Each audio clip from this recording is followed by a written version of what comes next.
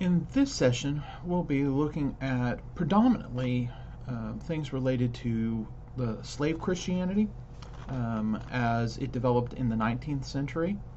Um, Certainly, there is more to the African American experience in the 19th century than just slavery, and certainly much more we could say about slavery, uh, or certainly more about the African American Christianity than just slavery and slave religion.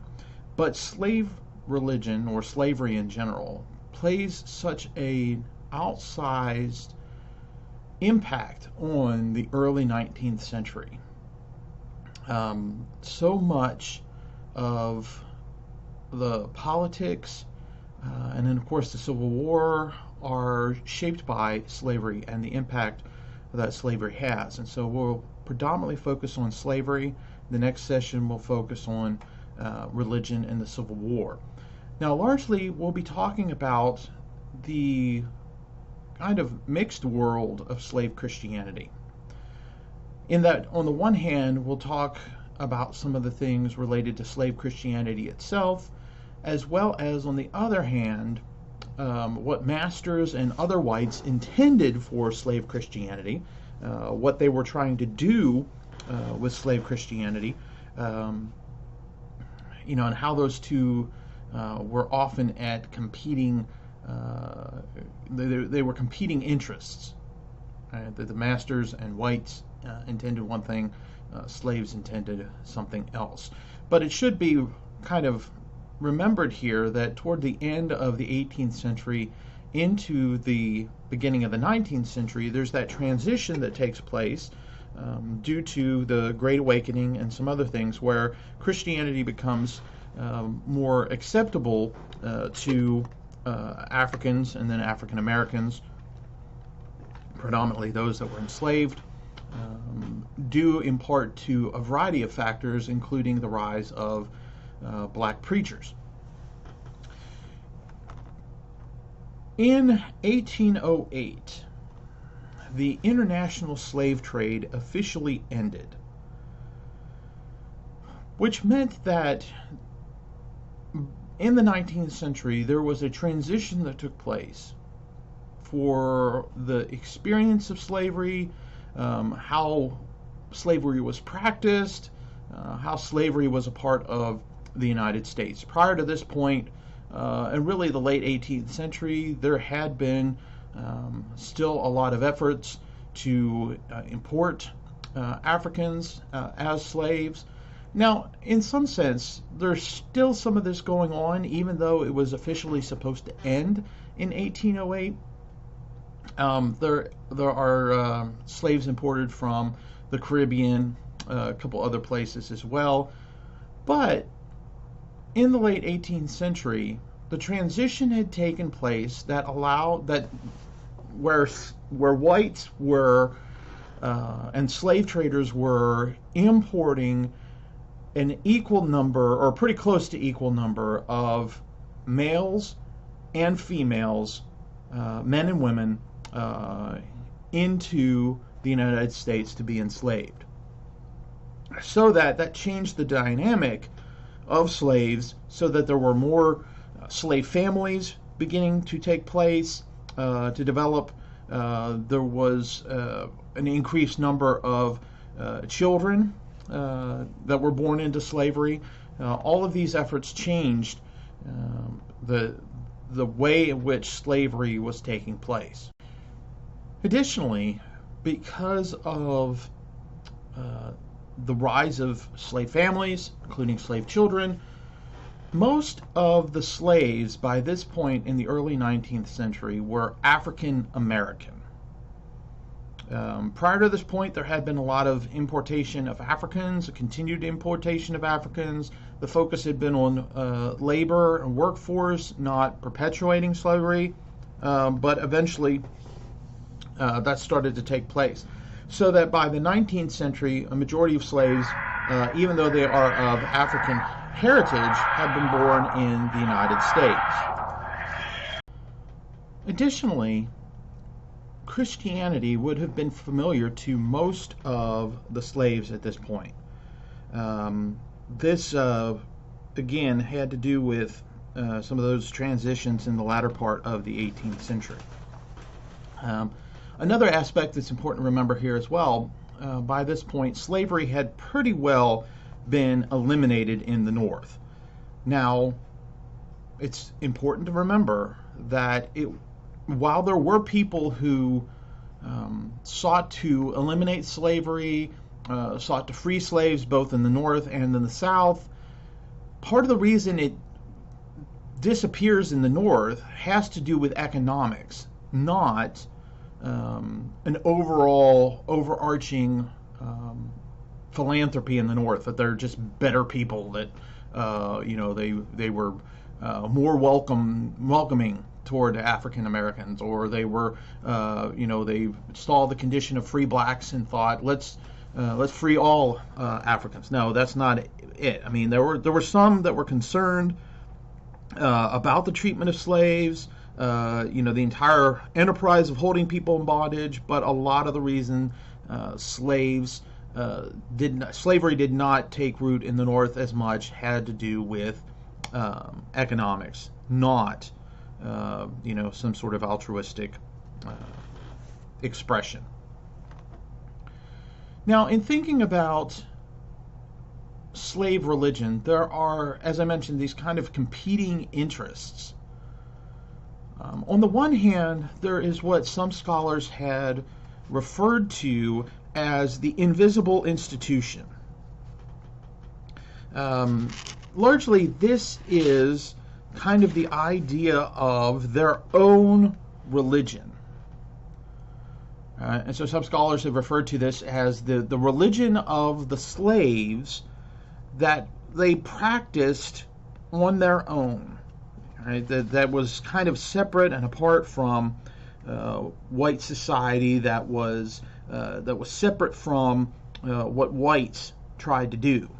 Now, as we mentioned briefly, in the 18th century, there were some independent black churches that were in existence. Usually they were connected with a denomination of some sort, most of them Methodists or Baptists, and part of that had to do with, like we pointed out when we were looking at 18th century African Christianity in the United States, that those were the groups that were more open to slave preachers and to black preachers. Those were the groups that it was easier to set up a church. So some of the ways in which the denomination operated made it easier for African Americans to kind of set up their independent churches. Now, when we talked about 18th century African American Christianity, the beginnings of some black denominations, like the African Methodist Episcopal Church, started through Richard Allen and Absalom Jones. There were a few of those, and through the 19th century there would gradually be more.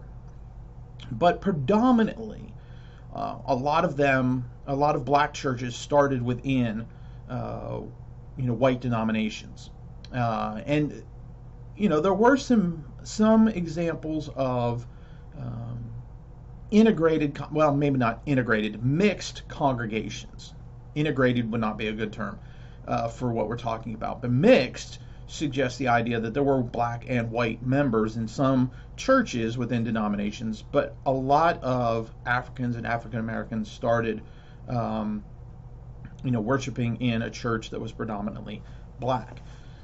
But on the other hand, because there was such attention to slave religiosity, some of which we'll talk about here in a little bit, even in black churches, there was still white surveillance of a sense, right? There was a great concern, even as slave owners became more accepting of slaves becoming Christian, they were still very, very concerned that religion would lead to rebellion, would lead to resistance. And so even black churches had a level of white surveillance. But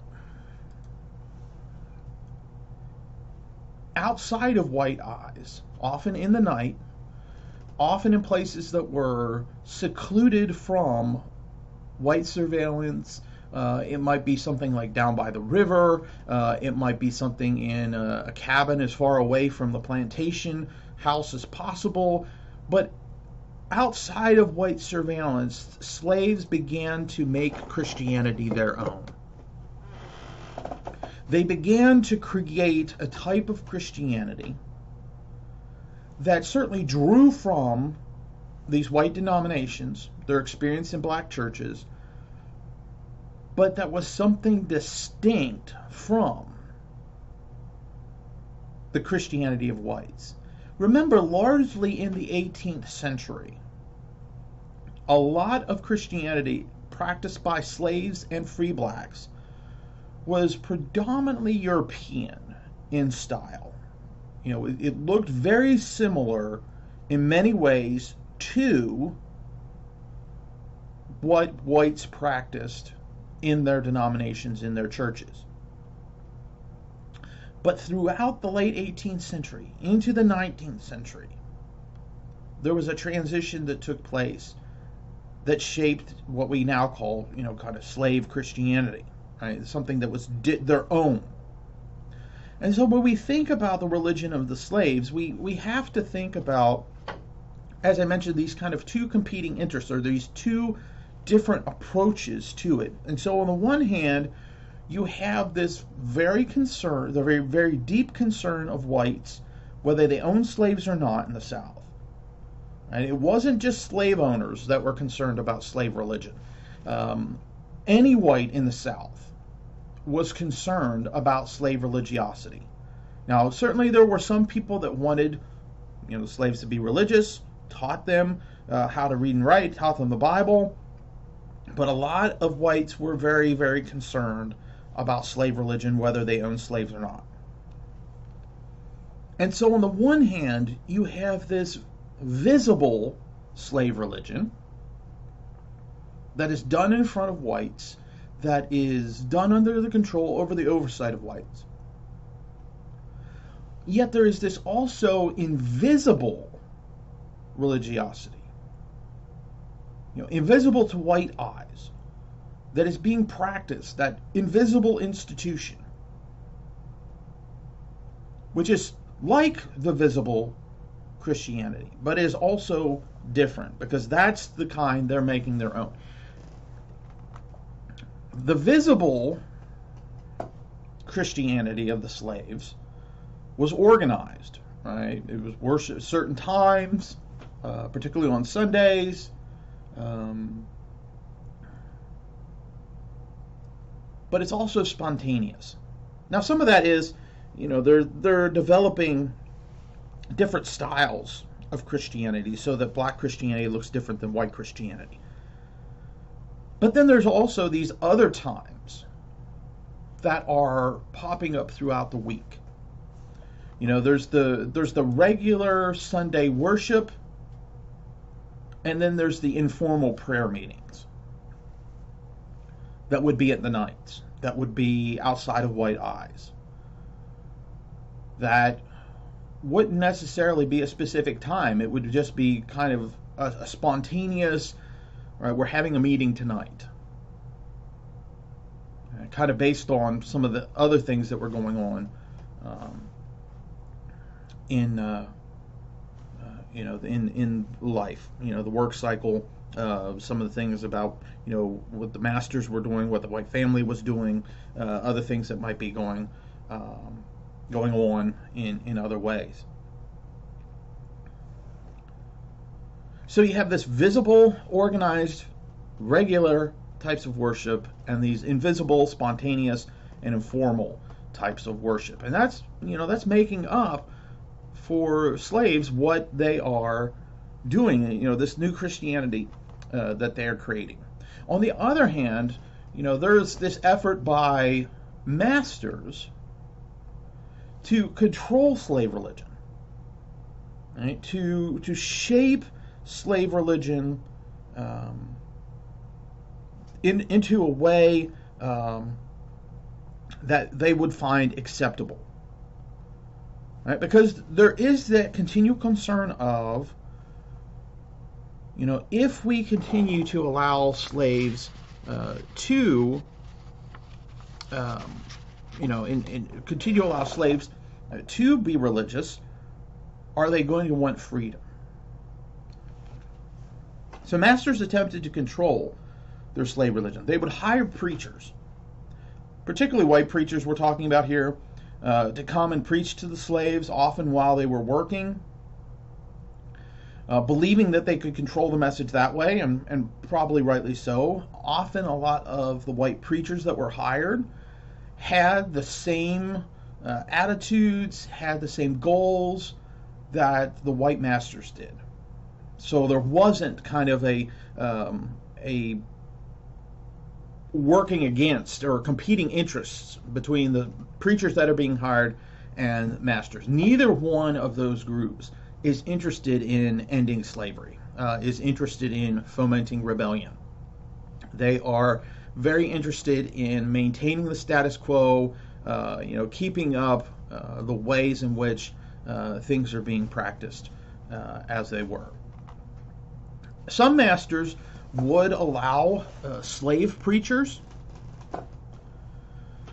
They were never supposed to be preaching outside of white observation. That might be the master, it might be various overseers that had been hired to oversee the slaves. But they made a distinct effort to keep an eye on what slave preachers were preaching, to keep it controlled, to make sure they weren't saying anything that could cause problems. And so there was a great effort to control the message. What aspects of Christianity were being taught to the slaves? It's not just a matter of, preach whatever you want. It's preach certain things. Preaching that slaves shouldn't steal, right? Concerns that they were stealing from their masters. So there were several things of, preaching against that, preaching against lying, preaching, obedience to masters. All of these are efforts to try and control the message of Christianity. That they would only be preaching what they wanted them to preach. But even, interestingly, slaves began to get around some of these things. So, for example, the one about stealing. So, these commands to not steal. Well, many slaves might approach it as, well, I'm not really stealing because I'm property.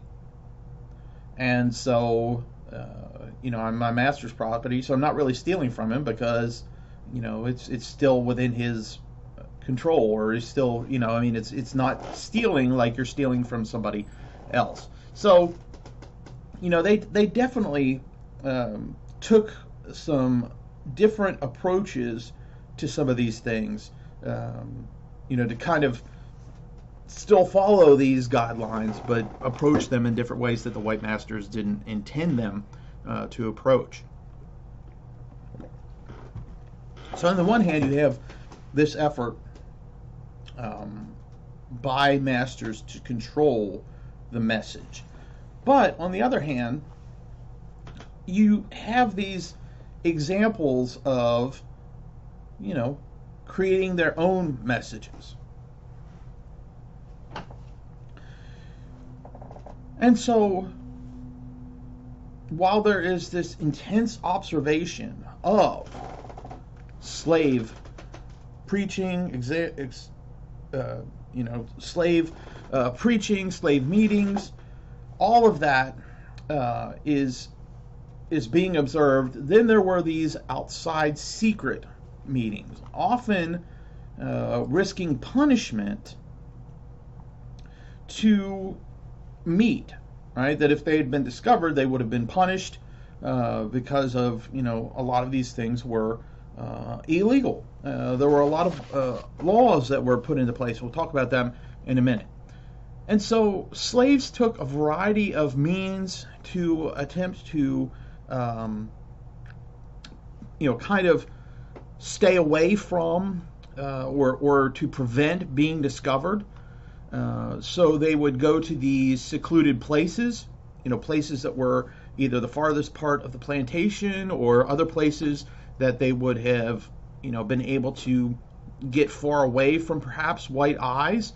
Often these places were called hush harbors because of the secrecy that they would meet. If they were meeting in like a cabin or something like that, they might use wet quilts or rags to cover wherever they're meeting to prevent the sound from kind of extending very far. So if somebody was passing, they might, prevent it from being hearing. Many times they often would put an open pot, lid off in the middle of where they were meeting and speak over the pot with the idea that the pot would catch the sound.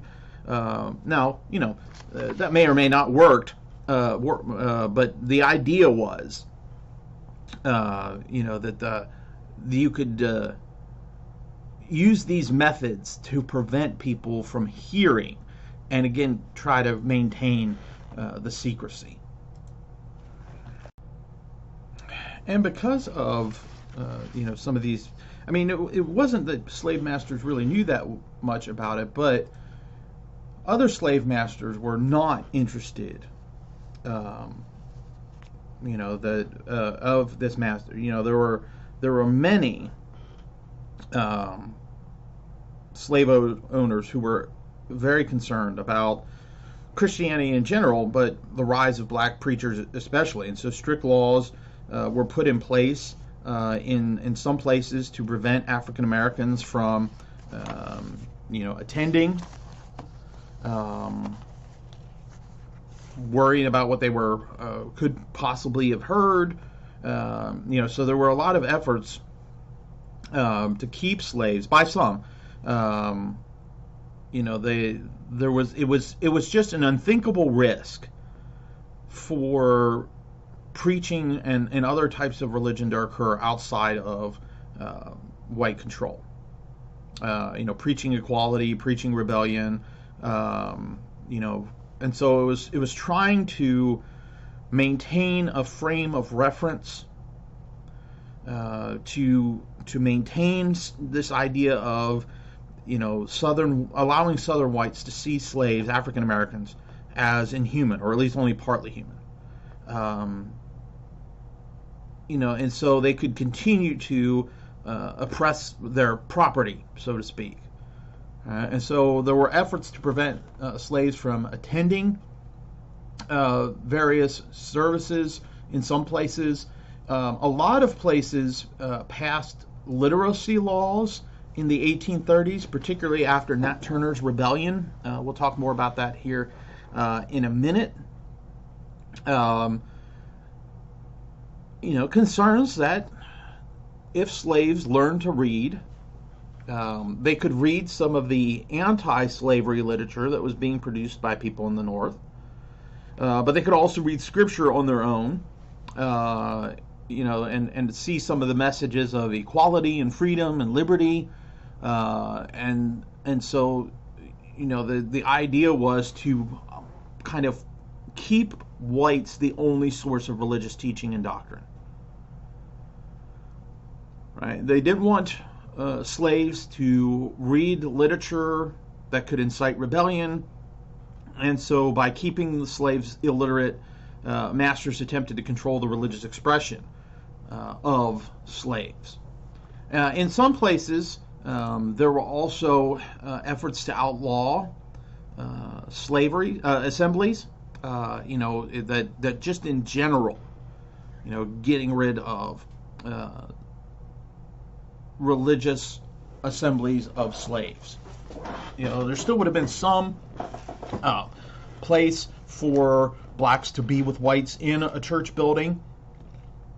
So it wasn't an outlawing of Christianity for slaves in general, but black churches, any sort of the invisible institution, etc. There's all these efforts to try and control slaves, control the slave message, because they feared the way in which slave religion could serve as resistance. That if slaves became religious, or slaves could use Christianity as a resistance to their conditions. One of the biggest things that a lot of whites were concerned about at the time were slave rebellions. And in some cases, these fears were not entirely unfounded. There were various slave rebellions in the Caribbean. A couple examples in the United States that had masters, had whites in general, very, very fearful. I'll just give the example of a few.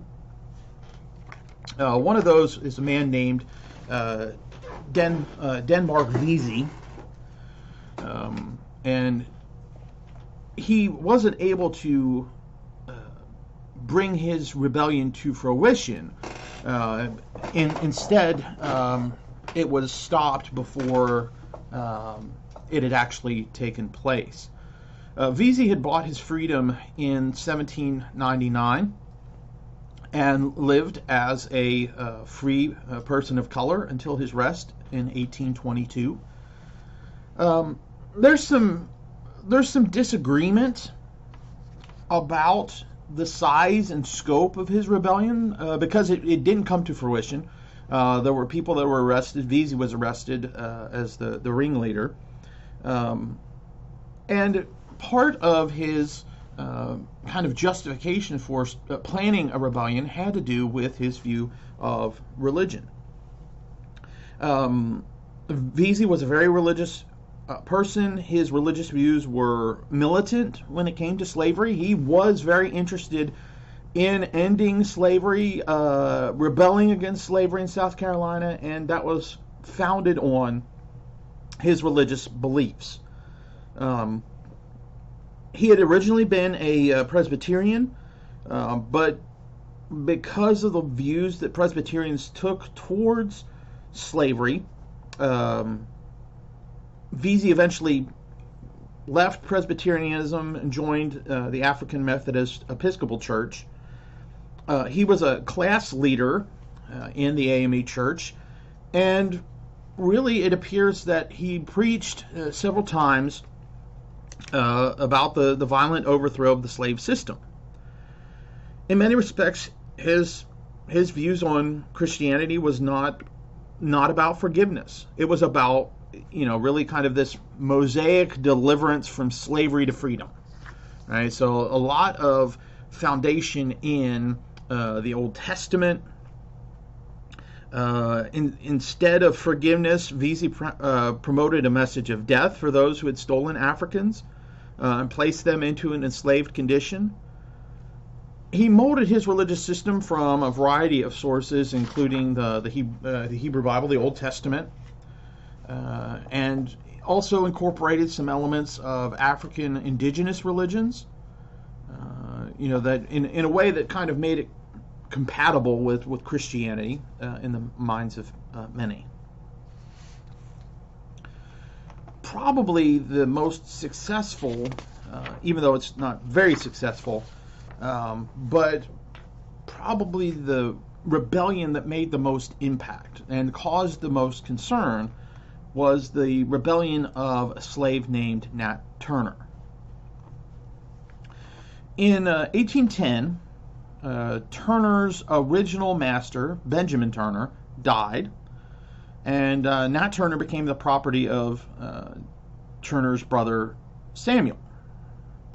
After Samuel Turner died, Nat Turner was sold to a man named Thomas More, who also then died, and then he officially became the property of Thomas More's son Putnam, and eventually came under the rule of a man named Joseph Travis, who married Putnam's mother.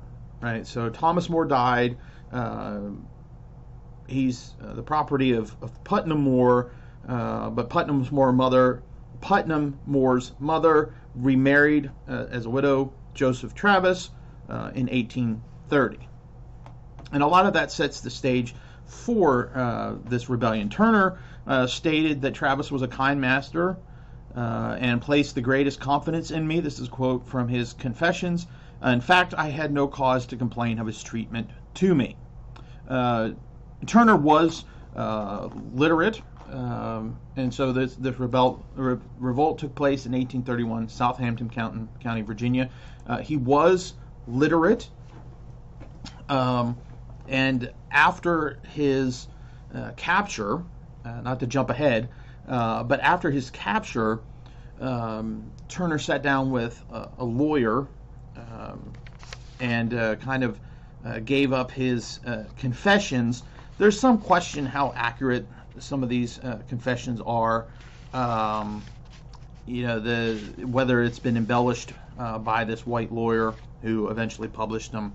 But there are some things that demonstrate Turner was able to read, and people knew Turner was able to read, and that had an impact on his views. He, in the 1820s, claimed to experience several visions and revelations. Some of those were just auditory. He heard things, but then other cases he saw some things, saw some visual signs. He claimed as well that the Holy Spirit had visited him, but in other cases, sometimes it was just reading a passage of the Bible being read in a church meeting. His first vision was kind of like, with a lot of prophets, kind of God's call to him. And so he said in what's included in the confessions is, about this time I had a vision. This is a quote. And I saw white spirits and black spirits engaged in battle, and the sun was darkened. The thunder rolled in the heavens, and blood flowed in streams. And I heard a voice saying, such is your luck, and such you are called to see, and let it come rough or smooth, you must surely bear it. So this idea of, there's this great war coming between black and white, and, Turner is going to be a part of it. A later vision is interesting as well. The experience begins with this vision of heavenly signs. And so, again, a quote, and I looked and saw the forms of men in different attitudes, and there were lights in the sky to which the children of darkness gave other names than what they really were. For they were the lights of the Savior's hands stretched forth from east to west, even as they were extended on the cross of Calvary for the redemption of sinners. While laboring in the field, I discovered drops of blood on the corn, as though it were dew from heaven.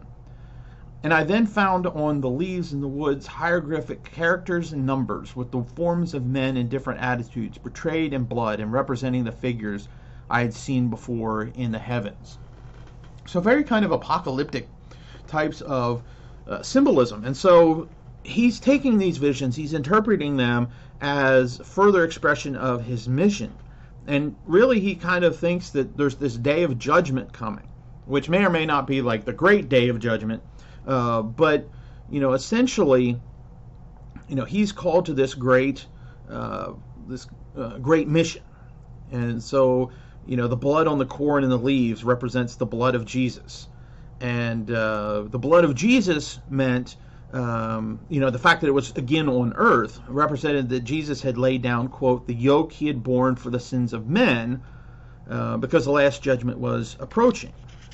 In later visions and revelations, Turner was told that he was to take up Jesus' burden and that he would fight that he was to fight the serpent, in effect kind of bringing about the day of judgment.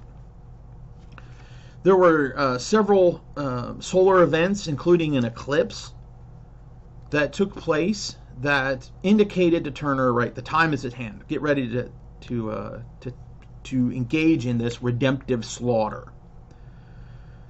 And so Turner kind of believes that these visions are preparing him to be a tool for God and laying out the mission he was to undertake. And he would later claim that the Spirit had revealed to him that he would know the time to act when the signs were manifested.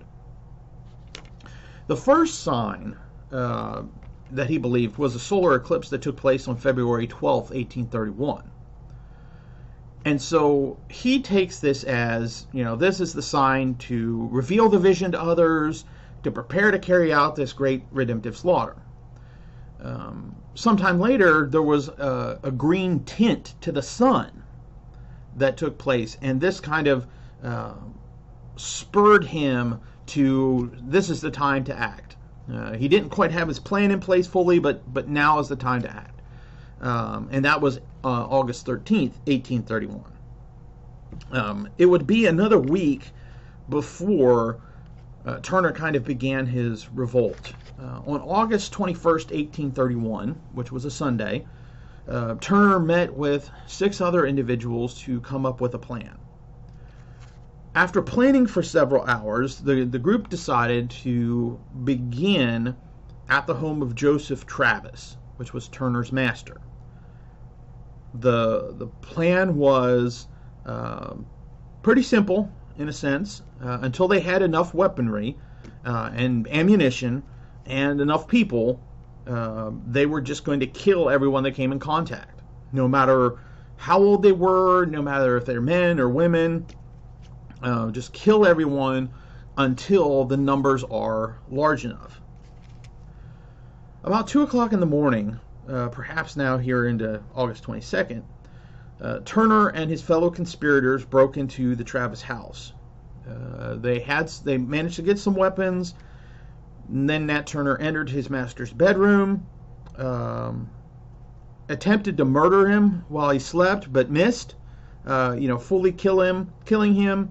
And so he calls out to his wife, but eventually is killed by one of the other conspirators. Mrs. Travis is killed as well. This is the way that Turner described what they did. Again, quote, "The murder of this family, 5 in number, was the work of a moment. Not one of them awoke. There was a little infant sleeping in a cradle that was forgotten until we left the house and gone some distance, when Henry and Will, 2 of the conspirators, returned and killed it." So the entire family is wiped out. As they go, they're continuing to grow in number. They're securing arms. They continue to slaughter victims through August 22nd into August 23rd. And eventually got to about somewhere between 50 and 60 when Turner decided it's time to march on Jerusalem, which was a city in Virginia, the county seat of Southampton. However, by this time, enough whites had heard what was going on, and so a white militia is prepared for them on the road to Jerusalem, and there is gunfire that's exchanged. And eventually, Turner's group begins to scatter. He attempts to get that group back together, was eventually able to get a group of about 40 together. But that night, somebody in the camp raised an alarm saying that, there's this pending attack coming, scatter again. He's down to about 20 people, and eventually that group scatters when the militia catches up with them, starts firing on them, and so the group scatters. Turner's essentially alone. And on Thursday, August 25th, goes into hiding. There is a lot of slave patrol activity by this point, trying to go out, find these people that are involved. Turner manages to hide, avoid capture, lives in a cave, only leaving at night to get water, other supplies, get any information he's able to get, which is very little because of the situation. After about 6 weeks, he's kind of forced to leave his hiding place. A neighborhood dog had smelled his provisions and stole some of Turner's meat, and the dog returns some nights later, followed by 2 slaves that were out hunting, which kind of forces him from the cave, and Turner is convinced these slaves are going to inform others of his hideout, and so he leaves there. He's on the run again. He's pursued for 2 weeks, but eventually a farmer named Benjamin Phipps discovers him, and he gives up without a fight. He's taken to prison on October 30th, 1831. And then after that, in November 11th, 1831, he is executed after trial. In all, about 200 blacks and whites died in the rebellion. Some of the blacks were killed, and more blacks were killed than whites. But some of the blacks were killed by vigilante justice. Others were brought to trial, including Turner, as I mentioned. In the aftermath of the rebellion, many of the newspaper columnists and others pointed to religion as kind of instigating the uprising. And some said, well, it was, the fanaticism of Turner in his message, that he was overly emotional. There's this, idea that his religious beliefs were unusual.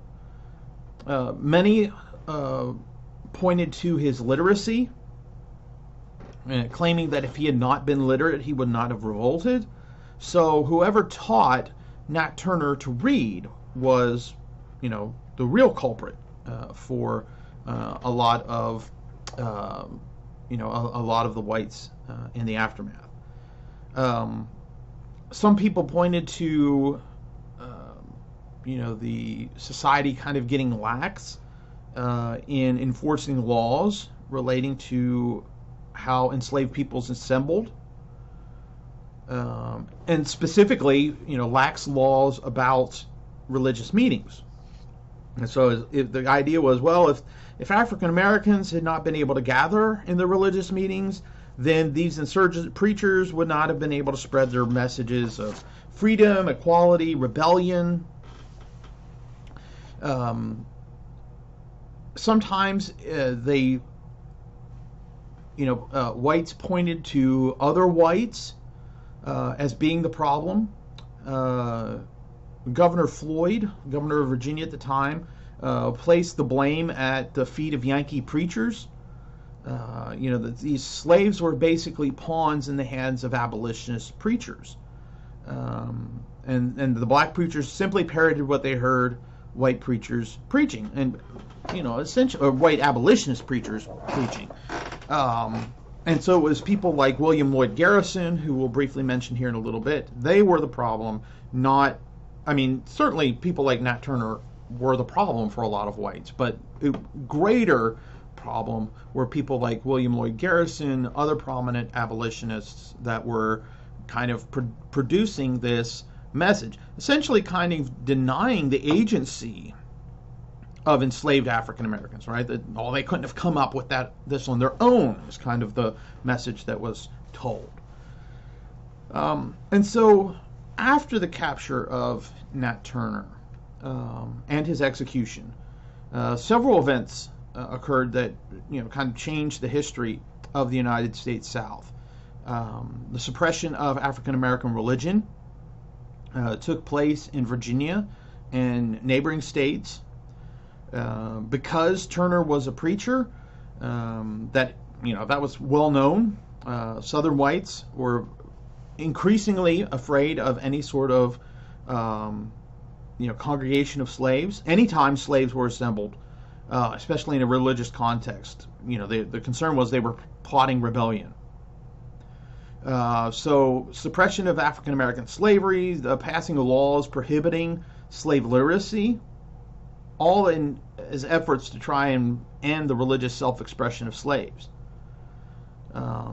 White preachers, if they had any sort of abolitionist leanings, were considered a danger to society. They were heavily watched. There were some slave debates that came out of the rebellion in 1831, 1832. And so there were some people that were concerned that there were too many slaves in the state. And thinking about, okay, here is Turner with 50 to 60 slaves. What if all the slaves got involved? And so there were several people that pushed for getting rid of slaves in Virginia. Either emancipating them or colonizing, sending them someplace else. And so in December of 1831, the Virginia House of Delegates had a debate about this. How do you respond to these requests? And so eventually, the session gradually becomes this debate over slavery, and anything that hinted at emancipation was eventually voted down, which pretty well ended any sort of debates, especially in Virginia, about emancipating slaves. Should we maybe get rid of slavery? And that was pretty well eliminated after that point. So on the one hand, you have slave religion as resistance in these slave rebellions. But another way that slave religion was resistance was just in the message of Christianity itself. Now, on the one hand, of course, masters and other whites are really pushing this idea of, slaves obey your masters. But, there's also within Scripture, right? Also from the Apostle Paul, right? Slaves obey your masters. That's Paul. But also from Paul is there is neither slave nor free. So the message of Christianity itself offered the opportunity for slaves to resist slavery. Now, sometimes that resistance, wasn't just rebellions. Sometimes it was, claiming to be too sick to work, working half-heartedly, other types of things that, weren't outright, take up arms and try to violently overthrow society, but there were certainly ways that slaves attempted to resist slavery as well. But the message of Christianity itself provided this opportunity for slaves to think about the potential of freedom. Passages about the punishment for the wicked, right? A growing belief that took hold of, at some point, God is going to overturn this condition, and those whites who are oppressing us, holding us in slavery, are going to get what they deserve, even if it is in the afterlife. So the assumption would be that slaveholders would end up in hell, despite what things looked like at the moment. And there was also a belief, in the reward for the righteous, right? That at some point God is going to overturn all of this and bring about change. And so really, slave religion became for slaves an opportunity to hope, some in this world, but also to hope in the next, and to find opportunities to experience freedom. Right? There's the potential that God's going to do something now, but if He doesn't do something now, He's going to do something then. One of the ways that this kind of found expression in slave religion was the creation of spirituals. Spirituals were essentially the creation of a musical style that started within African American Christianity. That came to development in the 19th century. Eventually, it's kind of made its way into white hymnody, but spirituals were kind of a combination of European theology and language and African rhythms and body movements. Right? So there's the way in which these spirituals are a new creation out of what has been given to them, as well as what they've had from before.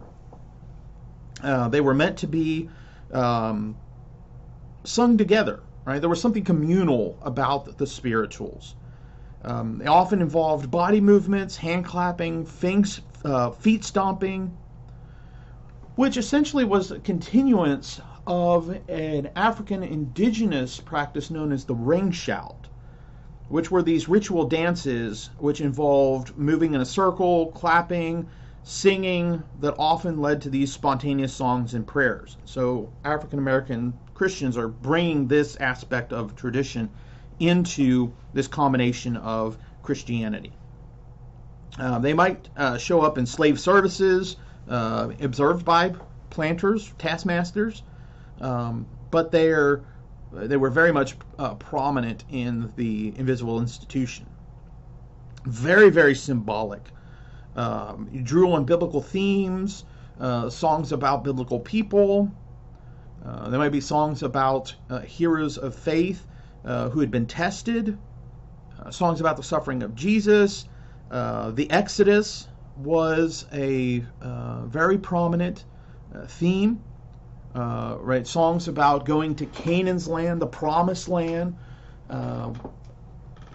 Songs about Moses and Pharaoh.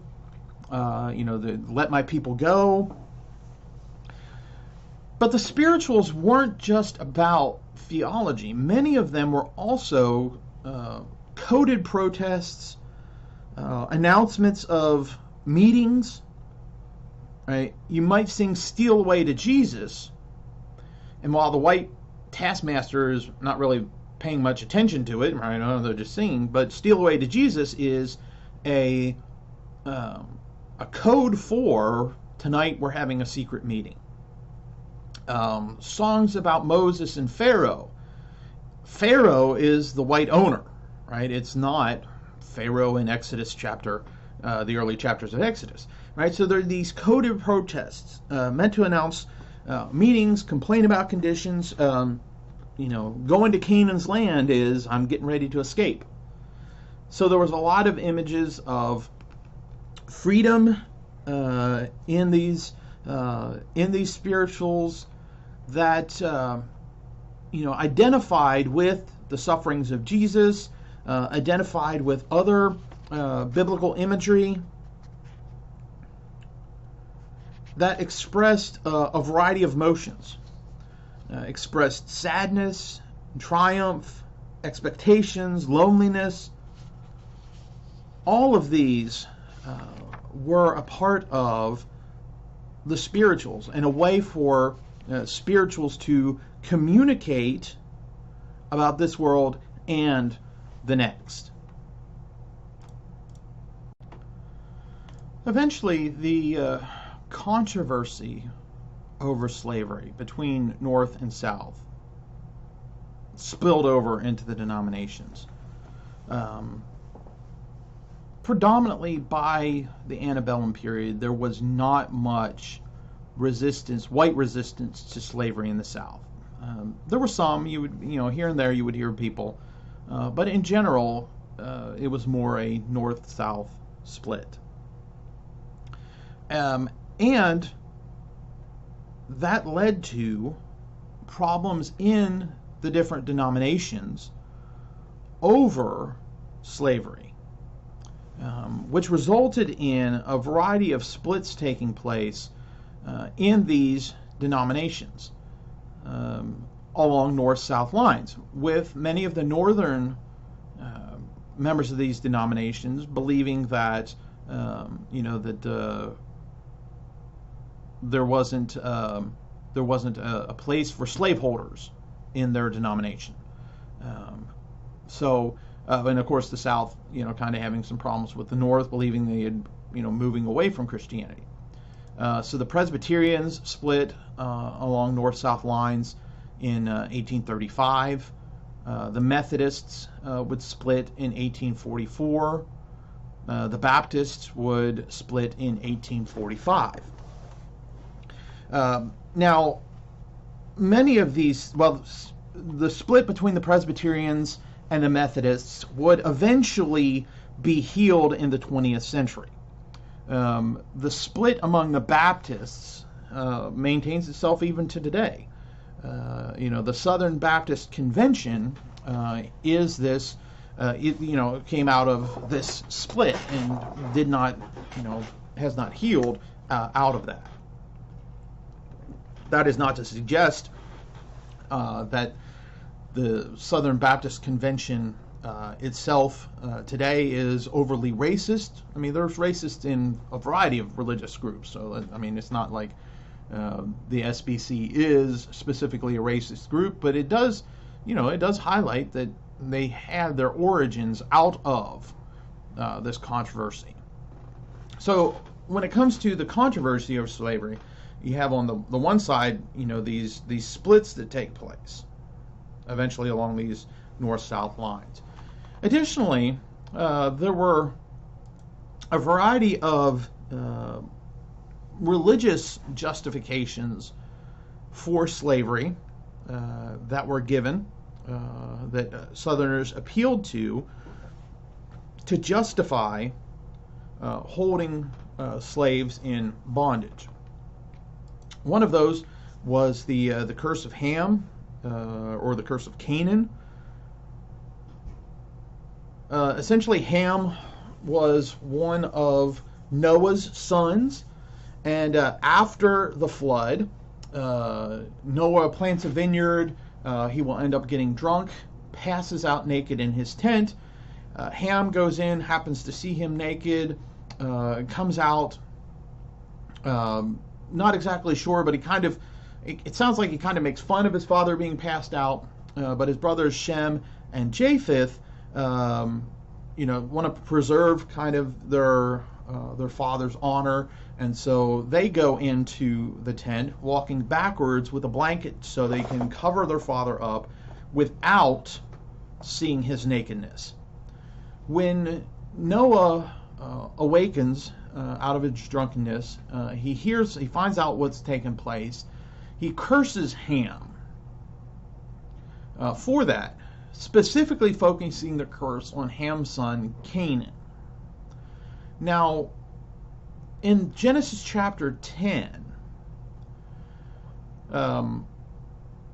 there are lists of genealogies, and several of the descendants of Canaan are connected with they're connected with African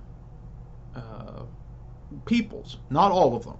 A lot of them were the Canaanites in the land that becomes the Promised Land, but predominantly northern Egypt, or northern Africa, Egypt, and a couple places like that. But Canaan is said that he's going to be the servant of servants. So the argument was that because Africans descended from Ham, and because Ham is cursed, and that he's going to be the servant of servants, then it was just fulfilling what the Bible said about this curse of Ham. There are a lot of theological problems with that, all sorts of theological problems with that, but it seemed to be a very biblical idea for some of these people to say, this is a reason we can hold these people, hold Africans in bondage. Another appeal that was made is to the fact that it is approved in the Bible. You have Abraham. You have other prominent faithful individuals who had slaves. You can look through the Old Testament, and there's all sorts of guidelines for holding slaves. And so, you hear this, you see this approval of slavery, and then a lack of condemnation of slavery in the Bible also was something that was pointed to. The example of Paul and Onesimus. Right? Onesimus is the runaway slave of a man named Philemon in the very short book of Philemon in the New Testament. And Onesimus runs away. He eventually makes it to Rome, where he encounters Paul somehow, and Paul converts him. Onesimus becomes a Christian. Philemon's a Christian. And Paul, instead of writing to Philemon and saying, right, as a Christian, you need to, free Onesimus, etc., he sends Onesimus back for him to become a slave to Philemon again. And so, the idea is that here's Paul sending this runaway slave back to his master, and he does not tell his master, he does not tell Philemon to free Onesimus. Now, I think that certainly while Paul does not explicitly say to Philemon, you need to free Onesimus, it's there. Right? That's exactly what Paul is telling Philemon to do.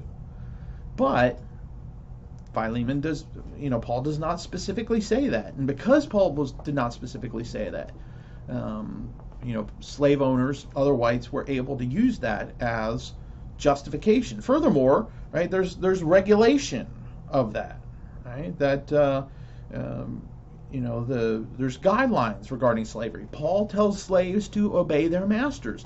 Paul tells slaves to stay in their enslaved condition. Yes, if you can buy your freedom, get your freedom, but and this is 1 Corinthians 7, but essentially kind of says it's okay to remain a slave. And nowhere does he tell masters, Christian masters, to release their slaves. Now, here again, of course, there's theological things we can look at that kind of complicate this. Ancient slavery was different than slavery in the 19th century was. And really, the guidelines in the Old Testament that slave masters were fond of pointing out as demonstrating that they could keep slaves, they didn't follow those. For example, an Israelite slave. So if an Israelite slave got into a very poor condition and sold themselves to a fellow Israelite or to a foreigner living among the Israelites, after 7 years they were to go free. They were to be offered their freedom.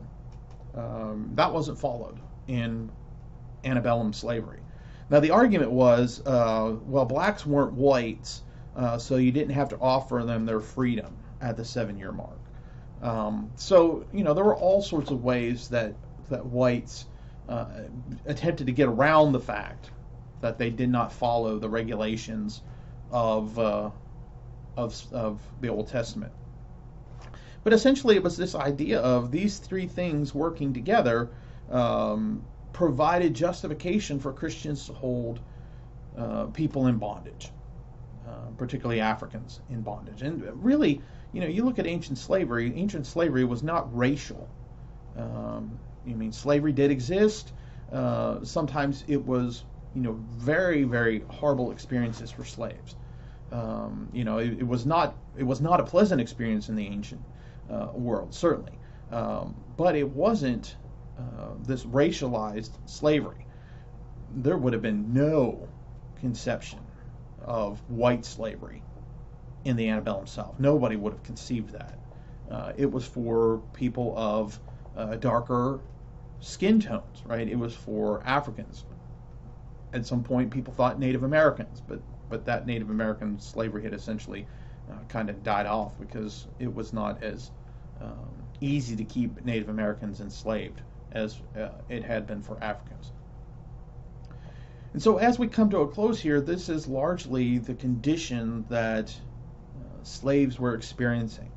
Right? They're creating their own version of Christianity, but whites are using Christianity to try and justify trying to justify keeping in bondage Africans.